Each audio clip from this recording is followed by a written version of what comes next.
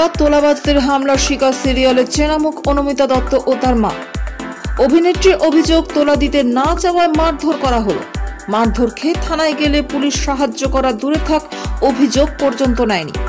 এরই প্রতিবাদে বৃহস্পতিবার হাওড়ার ডোমজুড় থানার বিরুদ্ধে কলকাতা হাইকোর্টের দ্বারস্থ হয়েছিলেন অভিনেত্রী। আদালত সূত্রের খবর, অভিনেত্রীকে মামলা করার অনুমতি দেওয়া হয়েছে। আগামী সোমবার মামলার শুনানির সম্ভাবনা রয়েছে।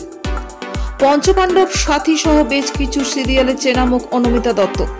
তিনি জানান, গত মঙ্গলবার মাকে নিয়ে গাড়ি করে তিনি হাওড়ার ডোমজুড়ে দিদির বাড়ি যাচ্ছিলেন। ডোমজুড়ে একটি দোকানের সামনে গাড়ি রাখা নিয়ে আপত্তি থেকে গোলমালের সূত্রপাত।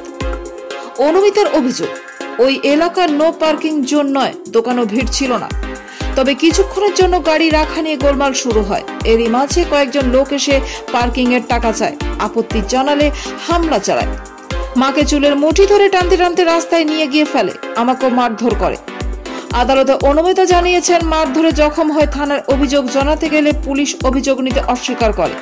পরে হাসপাতালে গিয়ে প্রাথমিক চিকিৎসার পর ফের থানায় গেলেও পুলিশ কোনো রকমের সাহায্য করেনি। এ ব্যাপারে ডোমজুড় থানার অবশ্য কোনো প্রতিক্রিয়া জানা যায়নি।